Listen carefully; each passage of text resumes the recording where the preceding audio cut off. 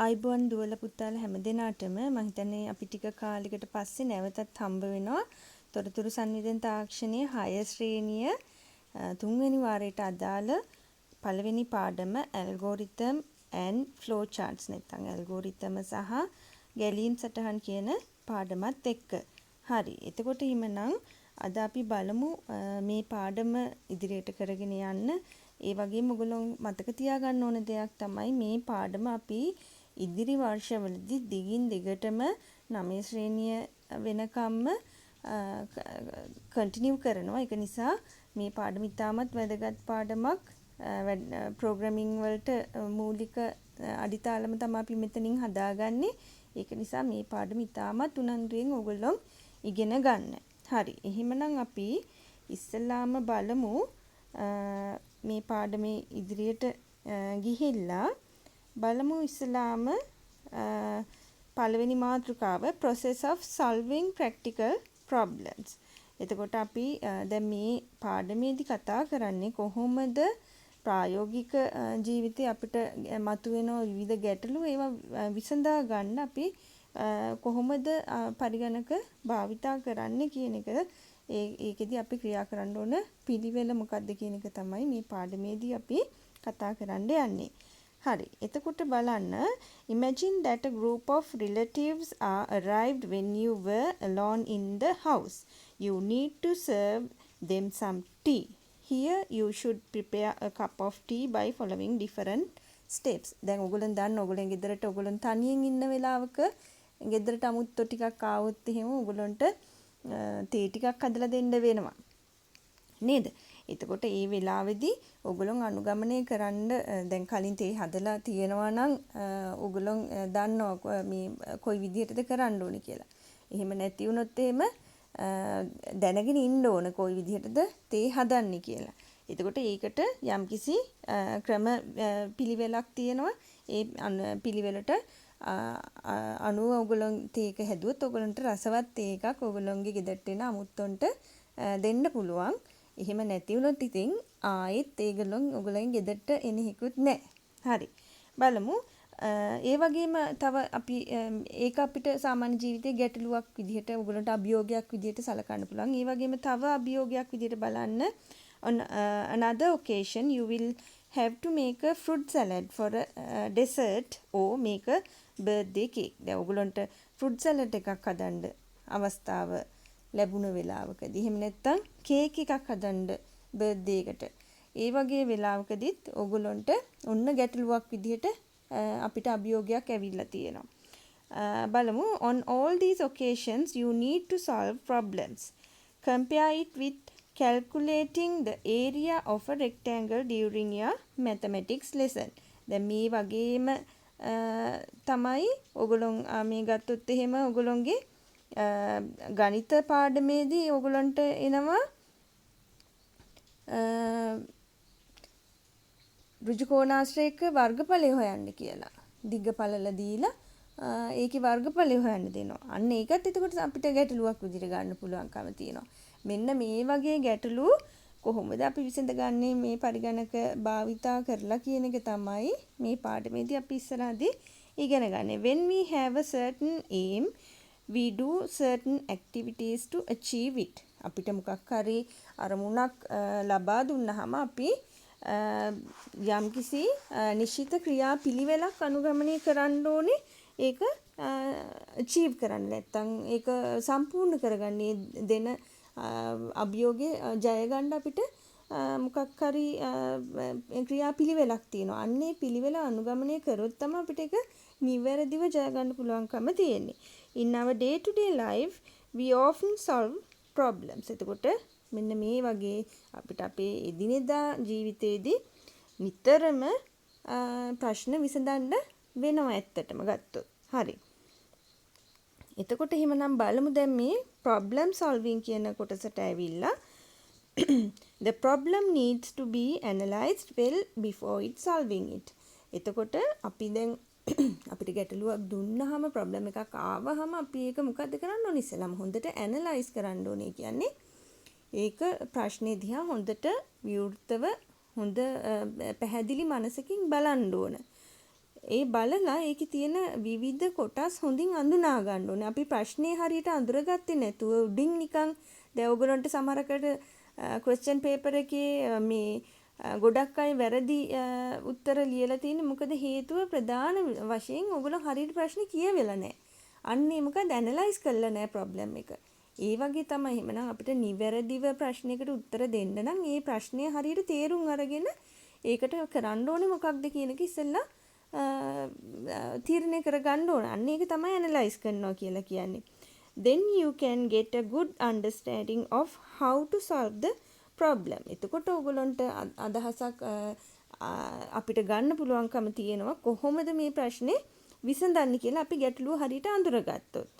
The process of problem solving has an input and outcomes and a process. එතකොට එහෙමනම් අපි මේ ප්‍රශ්න විසඳීම problem solvings වලදී අපිට තියෙනවා ඉන්පුට් එක ඒ වගේම අවුට්කම් එකක් නැත්නම් අපි කියනකොට අවුට්පුට් එකක් කියලා සහ ඒ වගේම ප්‍රොසෙස් එකක්. ඒ කියන්නේ මේ ප්‍රශ්නේ විසඳන්න යම්කිසි ක්‍රියාවලියක් ප්‍රොසෙස් එකක් තියෙනවා. අන්න ඒ ටික අපි හරියට අඳුර ගන්න ඕන මෙන්න මේ ඇනලයිස් එකේදී. හරිද? එතකොට එහෙමනම් දැන් අපි පොඩි විස්තරයක් අපි නැත්තම් මේකේ ඩෙෆිනිෂන්ස් එක මේ ටික අරගෙන බලමු මොකද්ද මේ ඉන්පුට් එක කියන්නේ කියලා. things to be included to solve the problem. දැන් අපි අපේ ගැටලුවක් විසඳ ගන්න නම් අපි ඒකෙදි යොදා ගන්න ඕන දේවල්. දැන් අපි කේක් එකක් හදනවා නම් කේක් එක හදන්න ඕන ඉන්ග්‍රීඩියන්ට්ස් ටික තමයි ඒකෙදි ඉන්පුට්ස් විදියට අපි සලකන්නේ. එහෙම නැත්තම් අපි දැන් රෙක්ටැන්ගල් එක ඒරියා එක හොයන්න අපිට කිව්වනම් ඒකෙදි රෙක්ටැන්ගල් එකේ width එකයි length එකයි අපිට අවශ්‍ය වෙනවා. අන්න ඒව තමයි ඉන්පුට්ස් විදියට සලකන්නේ. ඊට පස්සේ process එක guidelines to be followed to solve the problem. එතකොට මේ අපි මොකක් හරි ප්‍රශ්නයක් ගැටලුවක් විසඳනකොට ඒකට අපි අනුගමනය කරන්න ඕන ක්‍රියාපිළිවෙලක් තියෙනවා. ඕඩර් එකකට අනුව මෙන්න මේ වැඩ ටික අපි කරන්න ඕනේ කියලා. දැන් කේක් එකක් හදනවා නම් ෆෘට් සලාඩ් එකක් හදනවා නම් අපි ඉස්සරහට මේ ටික කතා කරනවා. ඒකෙදි ඉස්සෙල්ලාම කරන්න ඕනේ මොකද්ද? ඊට පස්සේ කරන්න ඕනේ මොකද්ද? ඒ පියවර ඉවරුනයින් පස්සේ මොකද්ද කරන්න ඕනේ? අන්න ඒ විදිහට අපි මේ process එකක් විදිහට ක්‍රියාවලියක් අපි හඳුනා ගන්නවා. අන්න ඒක තමයි process එක කියලා කියන්නේ. ඊට පස්සේ output එක තමයි මේ අපි problem එක විසඳුවායින් පස්සේ අපේ අවසානයේ එළියට අපි දෙන දේ නැත්නම් අපිට අවසාන ප්‍රතිඵලයේ විදිහට ලැබෙන දේ තමයි output එක විදිහට සලකන්නේ. The result you get after the solving the problem. Thus you will understand that processing content according to the recipe is known as solving problem. එතකොට එහෙමනම් අපි ගැටලුවක් විසඳනවා කියන්නේ අපි ගත්තොත් එහෙම මොකද්ද රෙසිපි එක අපි ඒකේ කෑම හදන විදිහට අනුව ක්‍රියාත්මක වෙලා ඒ අවශ්‍ය අමුද්‍රව්‍ය ටික සපයගෙන ඒ අමුද්‍රව්‍ය භාවිතා කරලා ඒ කෑම හදන විදිහට ඒ ස්ටෙප්ස් ටික අනුගමනය කරලා අවසානයේදී කෑම නිර්මාණය කිරීම තමයි. එතකොට එහෙමනම් ඒ ආකාරයෙන් අපි ගැටලු විසඳීම කියන එක අපිට සරලව තේරුම් ගන්න පුළුවන් හැකියාව තියෙනවා සාමාන්‍ය ජීවිතේදී ලබා දෙන මෙන්න මේ උදාහරණ වලින්. හරි. එතකොට එහෙමනම් අපි දැන් කිව්වා ඉස්සල්ලාම ගැටලුවක් විසඳීමේදී මේක හරියට ඇනලයිස් කරන්න ඕනේ. ඒකේ තියෙන මේන් කොම්පොනන්ට්ස් තුන හරියට අඳුර ගන්න ඕනේ. මොනවාද මේන් කොම්පොනන්ට්ස් තුන? Input, process, output. නැත්තම් ආදානය, ඉන්පුට් කියන්නේ ආදානය, ප්‍රොසෙස් කියන්නේ ක්‍රියාවලිය, අවුට්පුට් කියන්නේ ප්‍රතිදානය. ඔන්න ඔය තුන හරියට අඳුර ගන්න ඕන. එතකොට එහෙමනම් දැන් අපි බලමු එක්සැම්පල්ස් කීපයක් අරගෙන ඒ වලට අනුව ඔය කොටස් තුන හරියට හඳුනා ගන්න. හරි. බලන්න example 1 the input process and output of preparing a fruit salad is as follows. එතකොට බලන්න input එක තමයි a variety of fruits. අපි දන්නවා fruit salad එකක් හදන්න නම් අපිට ඒකේ ingredients විදිහට අපි යොදාගන්නේ fruits. ඒ වගේම අපි තව ඕනනම් ලුණු චුට්ටක්, ඇඹුල් චුට්ටක්, සීනි චුට්ටක්, කජු, ප්ලම්ස් ඒ වගේ දේවල් තමයි ඉන්ග්‍රීඩියන්ට්ස් විදියට භාවිතා කරන්නේ. එතකොට අන්න ඒව ටික තමයි අපේ ඉන්පුට් එක විදියට සලකන්නේ. ඊළඟට ප්‍රොසෙස් එක තමයි ඉස්සලාම ෆෘට්ස් ටික හොදනවා, වොෂින් ෆෘට්ස්, කටින් ෆෘට්, මික්සින්. එතකොට හොදලා කපලා මික්ස් කිරීම තමයි මේකේ අපි මේ කියන්නේ මේ ෆෘට් සැලඩ් එකක් හදනකොට අපි මේ බෙදාගෙන වැඩ ටික කරන්නේ අන්නේ ක්‍රියාවන් ටික තමයි මෙතනදී ප්‍රොසෙස් විදියට සලකන්නේ. ඊළඟට අවුට්පුට් එක තමයි එහෙමනම් ලස්සම රස ෆෘට් සැලඩ් එක. හරි. ඊළඟට බලන්න example 2 එක. The input process and output of finding the area of a rectangle are as follows. එතකොට බලන්න rectangle එක ඍජුකෝණාශ්‍රයක වර්ගඵලයේ area එක හොයන්න දුන්නාම ඒක inputs විදියට අපි ගන්න ඕනේ මොකද the length and the width of the rectangle. length එකයි width එකයි අපි ගන්නවා මේකේ inputs විදියට.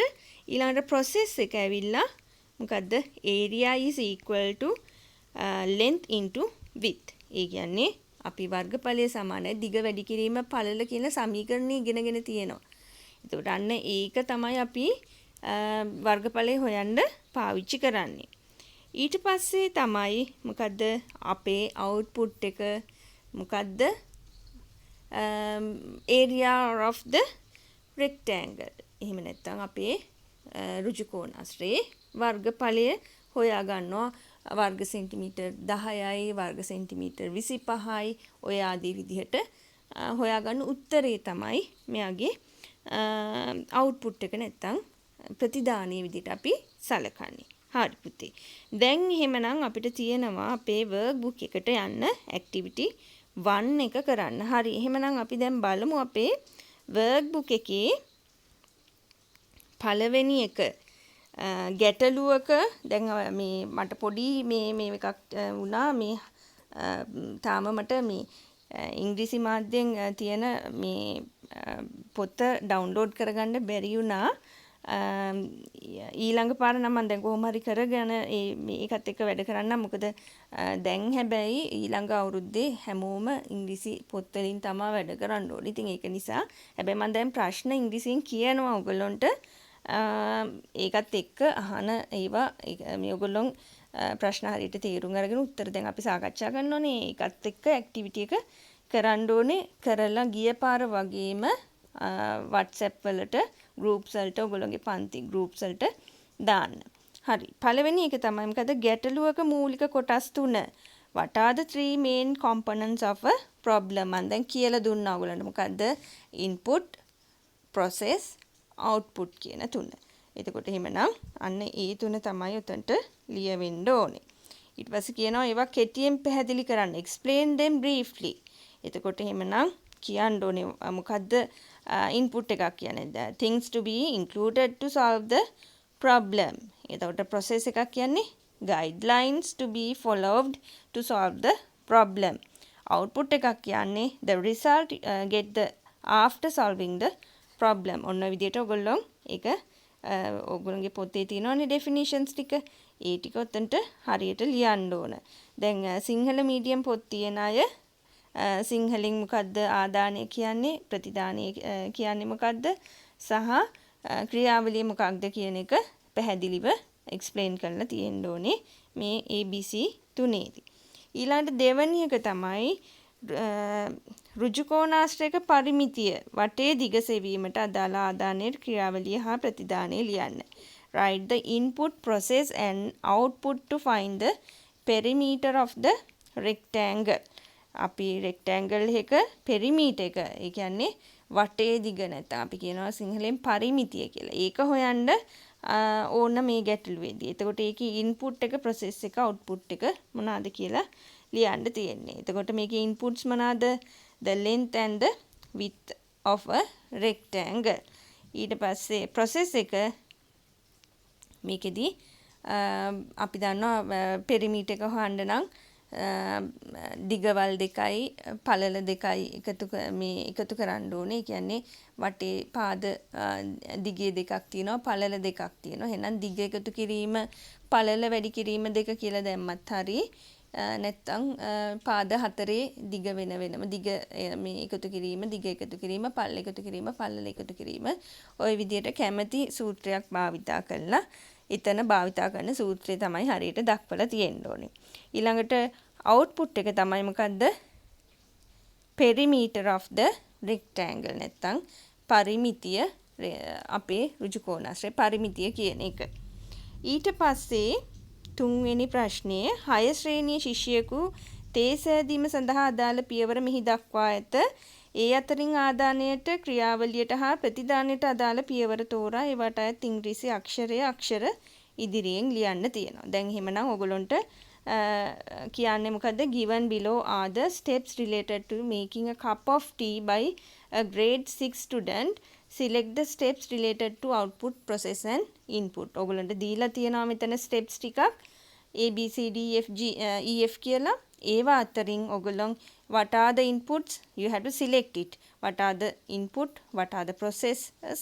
And what are the outputs? ලියන්න තියෙන්නේ මේ ඉංග්‍රීසි ලෙටර් එක විතරයි.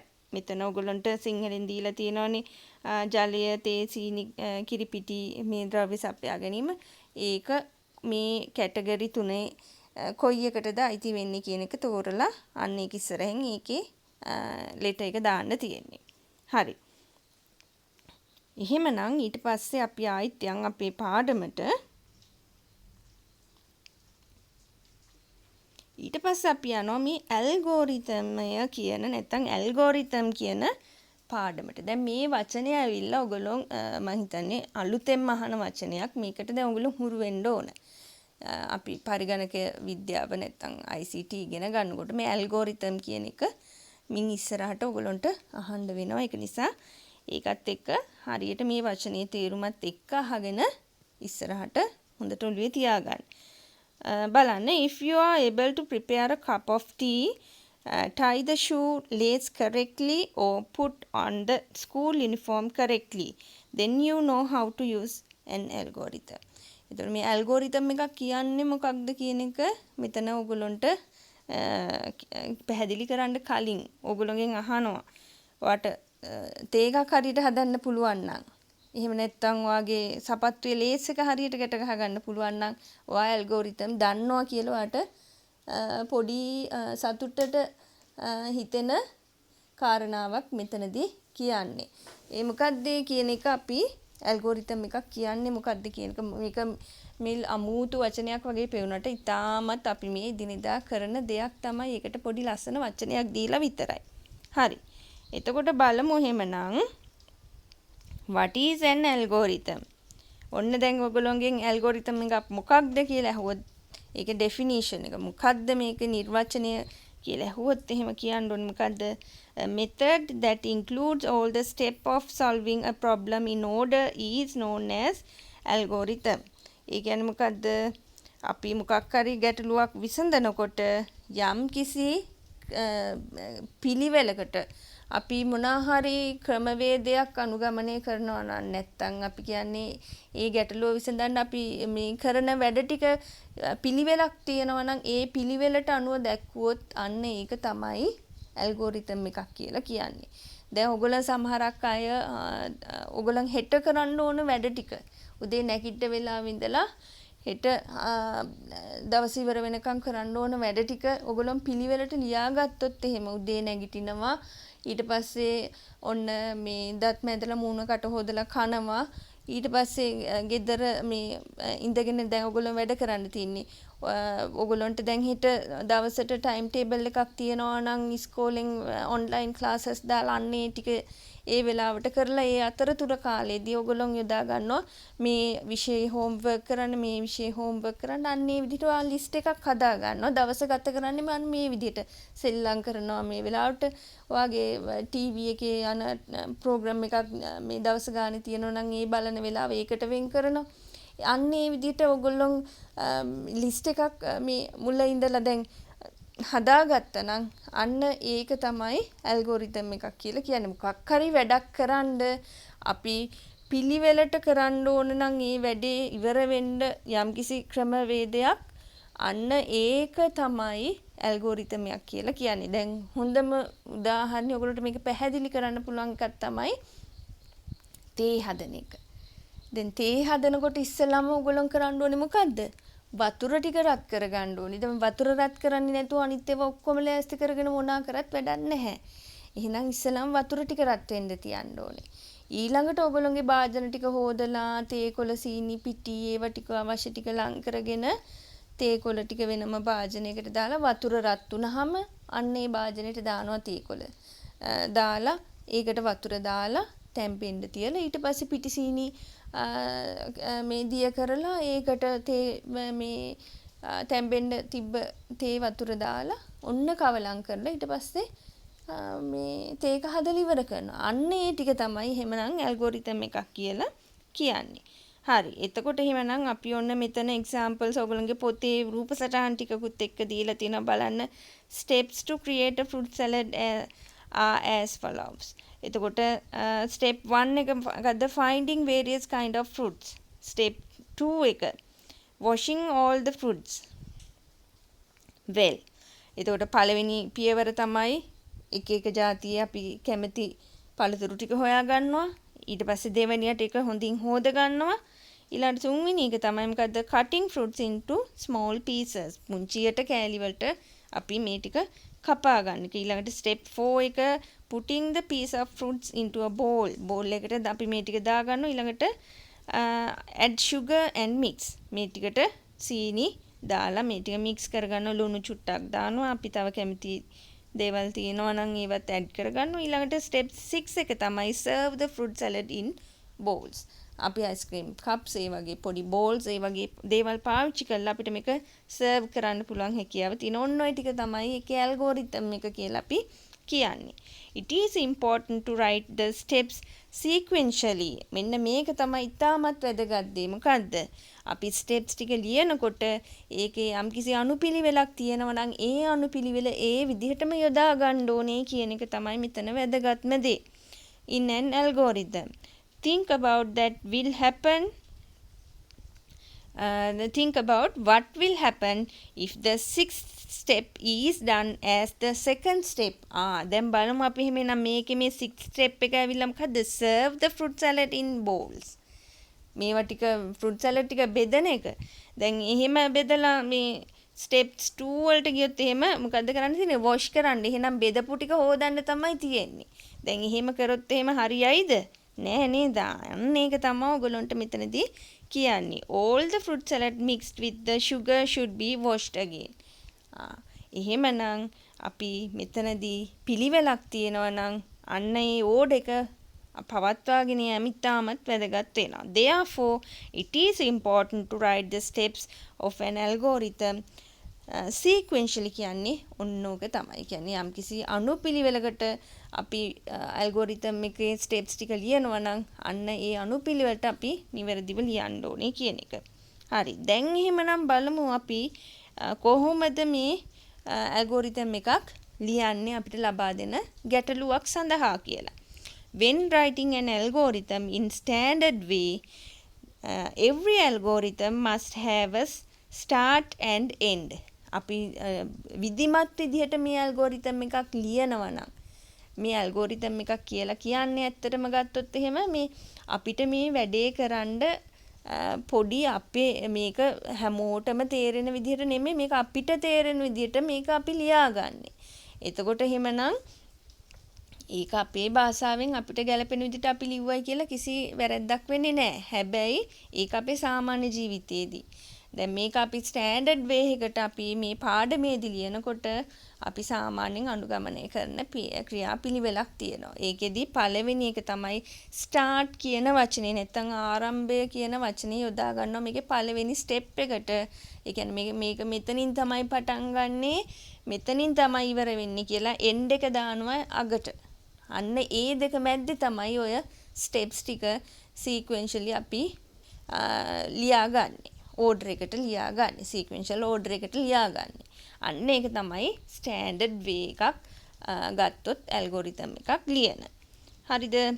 එතකොට එහෙමනම් therefore it is compulsory to include an initial step and final step in writing an algorithm in addition to the normal steps. අපි අර normal steps වලට අමතරව initial step එක විදියට අපි start ඒ වගේ වචනයක් ගොඩක් වෙලාවට පාවිච්චි කරනවා.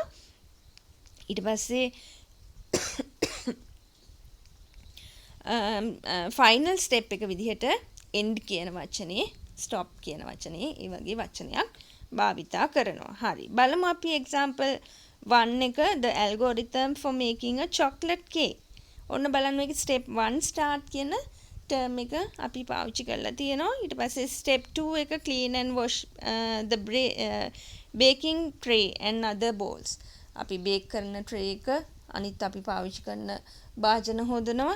ඊළඟට dissolve chocolate උණු කරලා අපි ඒක දිය කර ගන්නවා. ඊට පස්සේ mix wheat flour and baking powder. අපි පාම් පිටි baking powder හොඳට mix කර ගන්න ඕනේ පෙනේරයකට දාලා හලාගෙන. ඊළඟට beat butter until it gets creamy. butter ටික අපි ටිකක් එළියේ තියලා cream වෙනකන් හොඳට beat කර ගන්නවා. while beating add sugar little by little. beat කරන අතරතුරේදී අපි සීනි ටික ටික දාලා mix කර ගන්නවා. step 6 එක add the eggs one by one to the sugar and butter mixture and beat it. දැන් මේ butter mixture එකට අපි බිත්තරේ ගානේ දාගෙන ඒක continuously beat කරනවා. then add the flour mixture little by little. අපි දැන් baking powder wheat flour වලට mix කරලා තිනවා. අන්න ඒක පොඩ දාලා ඊට පස්සේ මේක beat කර ගන්නවා.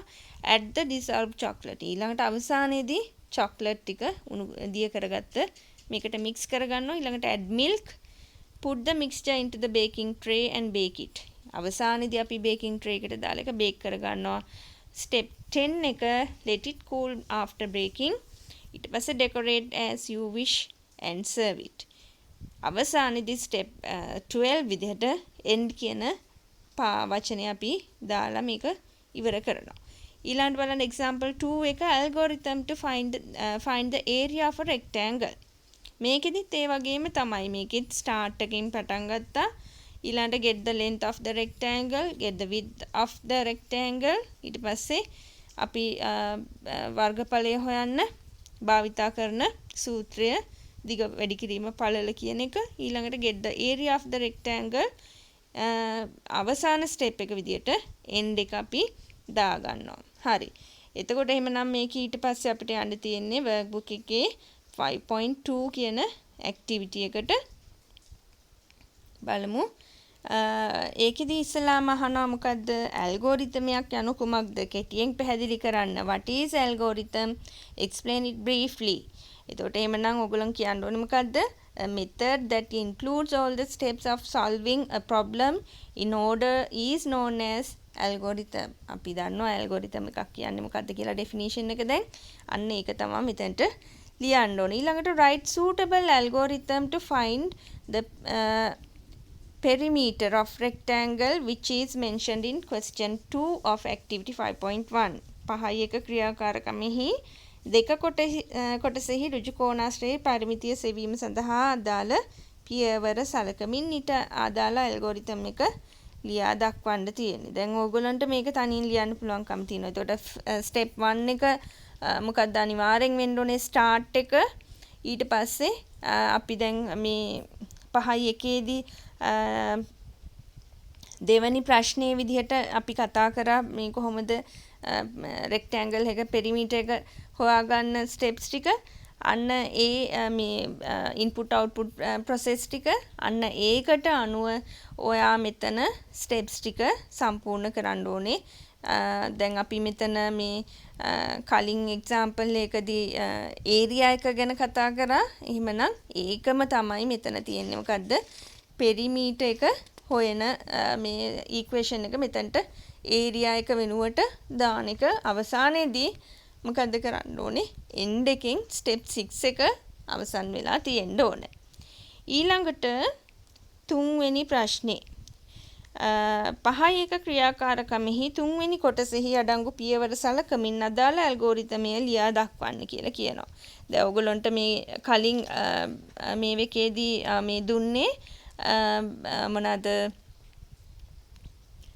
making a cup of tea කියන අවස්ථාවට අදාළ ස්ටෙප්ස් ටික තමා ඕඩර් එකට නැතුව දීලා තියෙන්නේ. එතකොට එහෙමනම් අන්න ඒ ටික ඕඩර් එකට ස්ටෙප්ස් දාන්නයි මෙතනට තියෙන්නේ. ඒකත් අනිවාර්යෙන් මතක තියාගන්න ඕනේ. ස්ටාර්ට් එකෙන් පටන් ගන්න ඕනේ. ඊළඟට එන්ඩ් එකෙන් අවසාන වෙන්න ඕනේ. තව ඔයගලන්ට මම පොඩි මේ ක්ලූ එකක් දෙන්නම්. මේක ලියනකොට ඉස්සෙල්ලාම ලියවෙන්න ඕනේ ඉන්පුට්ස් ටික. ඊට පස්සේ තමයි ප්‍රොසෙස් එක යන්නේ.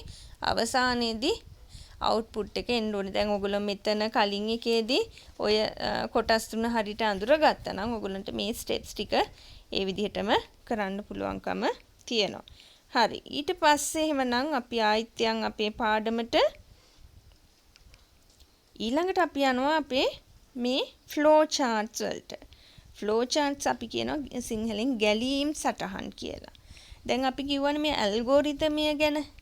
දැන් මේ ඇල්ගෝරිතමය අපි මේ වෙනකන් කතා කරේ මේ අකුරු පාවිච්චි කරලා අපේ වචන පාවිච්චි කරලා තමයි මේ ඇල්ගෝරිතම් එකක් නැත්තම් අපි මොකක් හරි වැඩක් කරන්න යනකොට ඒ කරන වැඩ ටික ලියා ගන්න ඕන එක විදිහක් කියලා කතා කරේ. එතකොට ඒකම අපිට පුළුවන් ඕනනම් මේ පොඩි රූප කෑලි ටිකක් දාගෙන ඔය වැඩේම කරන්න. අපි කියනවා ඒක graphical method එකක් කියලා. අන්න ඒ graphical method එක තමයි නැත්තම් graphical representation එක තමයි මේ algorithm වල තියෙන flow chart කියලා කියන්නේ. හරිද? ගැලීම් සටහනක් කියලා කියන්නේ. බලන්න flow chart is a graphical representation of the algorithmic steps. මේ දැන් අපි මේ ලියපු ටිකම තමයි එතකොට එහෙමනම් මෙතනත් මේ අපි පොඩි රූප සටහනක් විදිහට දක්වන්න හදන්නේ. Here standard symbols are used to show each action. එතකොට එහෙමනම් මෙතනදී අපි අර input, process, output ඔන්න ඔය ටික සඳහා ඒවා නිරූපණය කරන්න ස්ටෑන්ඩඩ් සිම්බල්ස් ටිකක් පාවිච්චි කරනවා. අන්න ඒ ටික ඔයගොල්ලෝ මේ පාඩමේදී ඉගෙන ගන්න තියෙන මේ පාඩමේ අවසාන කොටස විදිහට. එතකොට මෙතන දැන් අපි ගත්තොත් එහෙම ඔයගොල්ලන්ට පේනවා ඇති මෙන්න මේ පළවෙනි රූප සටහනේ මම මේ දැන් මාක් කරන කොටස. එතකොට අන්න ඒක තමයි අපි භාවිතා කරන්නේ. අපි කිව්වා ඕනම ඇල්ගෝරිතම් එකක් ස්ටාර්ට් කරන්න ඕනේ, එන්ඩ් කරන්න ඕනේ. ඒ කියන්නේ ඉනිෂියේට් එක ස්ටාර්ට් එක වෙන්න ඕනේ, ටර්මිනේට් වෙන එක එන්ඩ් කියන වචනේ දාන්න ඕනේ කියලා. අන්න ඒ දෙක සඳහා යොදා ගන්න සිම්බල් එක තමයි මෙන්න මේ රෙක්ටැන්ගල් එකක් කර්ව්ඩ් ලයින්ස් දෙකකින් දෙපැත්තෙන් අපි වට කරන එකට තමයි මොනවාද ස්ටාර්ට් එකටයි එන්ඩ් එකටයි අපි සිම්බල් එක විදිහට භාවිතා කරන්නේ. දැන් ඔයගලන්ට මේකේ යූසේජ් එක පෙන්නලා තියෙනවා. used to indicate the start and the end දාන විදියත් පෙන්නලා තියෙනවා. මේක ඇතුලෙන් අපි ලියනවා end කියන වචනේ නැත්තම් start කියන වචනේ. ඊට පස්සේ දෙවනි හැඩතලය තමයි මොකද්ද? සමාන්තර ආශ්‍රය. used to indicate the input and the output. අපි ඉන්පුට්ස් වලටයි අවුට්පුට්ස් වලටයි භාවිතා කරන්න ඕනේ මෙන්න මේ සමාන්තර ආශ්‍රාකාර හැඩය. හරිද? එතකොට එහෙමනම් ඒක ඇතුලේ තමයි පොඩියට ලියන්න ඕන. හරි? entering students marks serving fruit salad. එතකොට අන්න ඒ වගේ අපේ එක්සැම්පල් පෙන්නලා තියෙනවා මේවා එක ඇතුලේ මේ හැඩතලයේ ඇතුලේ තමයි ඔයගොල්ලෝ එතකොට ලියන්න ඕන. එතකොට එහෙමනම් මේ වචනේ ලියන්න පුළුවන් සයිස් එකට හැඩතලය ඔයගොල්ලෝ ඇඳ ගන්න මේ හැම වෙලේම ෆ්ලෝ chart එකක් අඳින වෙලාවේදී. ඊළඟට තියෙනවා rectangle නැත්නම් ඍජුකෝණාශ්‍රාකාර හැඩය used to show an action or a process. අපි දන්නවා components තුනක් තියෙනවා input output process කියලා. ඒකේ process අපි මේ ලියනකොට මෙන්න මේ රෙක්ටැන්ගල් ෂේප් එක ඇතුලේ තමයි දක්වන්න ඕනේ. ඒ වගේම ඔයගොල්ලෝ හොඳට මතක තියාගන්න අපි ඩේ ටු ඩේ ලයිෆ් එකේදී කරන හැම ක්‍රියාවක්ම අපි හිතන්නකෝ මේ ෆෘට් සැලඩ් වලට වොෂ් කරනවා, කට් කරනවා, ඒ හැම එකක්ම ප්‍රොසෙස් එකක් විදිහට තමයි සලකන්නේ.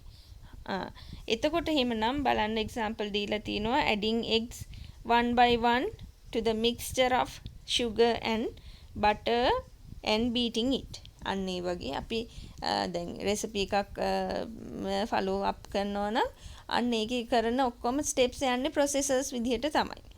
හරි. ඊළඟට අපි මැතමැටිකල් ඉක්වේෂන් එකක් නැත්නම් ප්‍රොබ්ලම් සොල්විං එකක් දී නම් ඒකේ අපි හොයන්න පාවිච්චි කරන සූත්‍රය. දැන් ඒරියා එක හොයන්න පාවිච්චි කරන්නේ අපි area is equal to length into width කියන එක. එතකොට අන්න ඒක තමයි අපේ process එක විදිහට සලකන්නේ. ඊළඟට ඔයගොල්ලන්ට තියෙනවා condition එකක් නැත්නම් decision making අවස්ථාවක් එනවා. ඒ කියන්නේ අපි උදාහරණයක් විදිහට ඔයගොල්ලන්ගෙන් මම ප්‍රශ්නයක් අහනවා කියලා හිතන්න. ඒ ප්‍රශ්නෙට තියෙන උත්තර දෙකයි. දැන් උදාහරණයක් විදිහට ඔයා උදේට කාලද ආවේ? එතකොට ඔයාට කියන්න තියෙන්නේ ඔව් මිස් මං කෑවා. එහෙම නැත්තම් නෑ මිස් මං කාලා නෑ. අන්න ඒ වගේ. අපිට එතකොට කෑවනම් එන්න ඇවිල්ලා ඉඳ ගන්න පන්තියේ. කෑවේ නැත්තම් එහෙනම් පුතේ ගිහිල්ලා කාලා එන්න පන්තියට ඉක්මනට. කැන්ටින් එකට හරි කෑම් පෙට්ටිය අරගෙන මේ ලන්ච් රූම් එකට ගිහිල්ලා හරි ඉක්මනට කාලා එන්න. එතකොට ඒ අවස්ථාවන් දෙකේ ඔය ඕගොල්ලන් දෙන උත්තරේට මම වැඩ දෙකක් කියන්නේ. එතකොට අන්න ඒ වගේ අපිට සමහරක් වෙලාවෙදී ගැලීම් සටහන් අඳිනකොට සහ අපි ප්‍රොබ්ලම් සොල්විං වලදී එකම පිළිවෙලට මේ ස්ටෙප් බයි ස්ටෙප් කන්ටිනියු කරන්නේ නැතුව සමහරක් තැන්වලදී එනවා පාරවල් දෙකක් හම්බ වෙනවා. ඒ පාරවල් දෙකෙන් එකක තමයි අපි යන්න ඕනේ. එතකොට ඒකෙන් කොයි එකේද යන්න කියලා තෝරගන්න අපි ප්‍රශ්නයක් අහනවා. ඒ ප්‍රශ්නෙට උත්තර දෙකයි තියෙන්නේ yes or no කියලා. අන්න ඒ දෙකෙන් කැමති එක තෝරගන්න අපිට බෑ. එතන දෙන උත්තරය අනුව තමයි ඒක තේරෙන්නේ. එතකොට අන්න ඒ වගේ අවස්ථාවක් සඳහා අපි මෙන්න මේ decision box එකක් නැත්තම් මෙන්න මේ ආකාරයේ හැඩේ කොටසක් තෝරගන්න. දැන් ඔයගොල්ලන්ට මෙතන පේනවා ඇති මේ yes no කියලා අවස්ථාවන් දෙකක් ඊතල දෙකක් මේ උඩටයි යටටයි දක්වලා තියෙනවා. අන්න එතකොට ඒ වගේ දේවල් සඳහා තමයි ඒක භාවිතා කරන්නේ. එතකොට එහෙමනම් ඕගොල්ලන්ට මේ රූප සටහනෙන් පේනවා අවසානයේදී ඊතල පාවිච්චි කරලා තියෙනවා. ඒව මොකටද පාවිච්චි කරන්නේ? It is used to indicate the direction of data flow. අපි දැන් ගැලීම් සටහන් අඳිනකොට හැම වෙලෙම උඩ ඉඳන් පල්ලෙහාටද කොයි පැත්තටද යන්නේ කියලා data flow වෙන්නේ කොයි පැත්තටද කියලා දිශාව දක්වන්න ඕන. එතකොට ඒව සඳහා අපි භාවිතා කරන්නේ EHIS. ඉතින් අන්න ඒකට තමයි මේ කොටස් වලට ඔයගලන්ට මේක අඩංගු කරලා තියෙන්නේ. හරි. ඊළඟට එහෙමනම් තියෙන්නේ ඔයගලන්ට workbook එකේ 5.3 කියන ඇක්ටිවිටි එක බලන්න. ඒකේ පළවෙනියට අහන්නේ මොකද්ද? ගැලීම් සටහනක් යනු කුමක්ද? කෙටියෙන් පැහැදිලි කරන්න. What is a flow chart? Explain it briefly. flow chart එකක් කියන්නේ මොකක්ද කියලා. එතකොට අපි ලියන්න ඕනේ මොකද්ද? A flow chart is a graphical representation of an algorithm කියලා තමයි එතනට දාන්න ඕන. ඊට පස්සේ දෙවැනි ප්‍රශ්නේ වගුවේ හිස්තැන් සම්පූර්ණ කරන්න කියලා කියනවා. මෙන්න මෙතනදී ඕගොල්ලන්ට චූටි අවස්ථාවක් මෙන්න මෙතනදී මේ සංකේතය මෙන්න මේ ආකාරයට වෙනස් වෙන්න ඕනේ. අපි ඕගොල්ලන්ට මෙන්න මේ ආකාරයට තමයි මේ සංකේතය හඳුන්වා දුන්නේ, රවුමක් නෙමෙයි. ඒක නිසා ඕගොල්ලෝ වරද්ද ගන්න එපා. මෙතන රවුමක් නෙමෙයි, අර ඍජු කෝණාශ්‍රය දෙපැත්ත රවුම් කරලා තමයි අපි භාවිතා කරන්නේ. fill the gaps in the table. එතකොට මේකෙදී ඔයගොල්ලෝ පළවෙනි එක නම් ඔයගොල්ලන්ට දීලා තියෙනවා start එකයි end එකයි. ඒකෙදී usage එක තමයි මොකද showing start and end of flow chart. අපි මේ flow chart එක start එක end එක represent කරන්න තමයි මේ symbol එක use කරන්නේ. ඊළඟට inputs වලට outputs වලට මේ සමාන්තරාශ්‍රාකාර හැඩයක usage එක ඕගොල්ලෝ මෙතන fill කරන්න ඕනේ මොකක් සඳහාද කියලා. දැන් ඕගොල්ලන්ට අතන මේ explain කරලා තියෙනවා. ඒ ටික ඔක්කොම පාවිච්චි කරලා මෙන්න මේ එක fill කරන්න තියෙන්නේ. ඊට පස්සේ ඕගොල්ලන්ට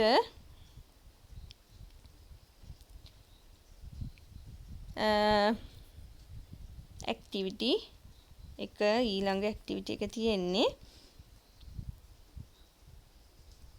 ඊළඟට අපි යන් example 1 වලට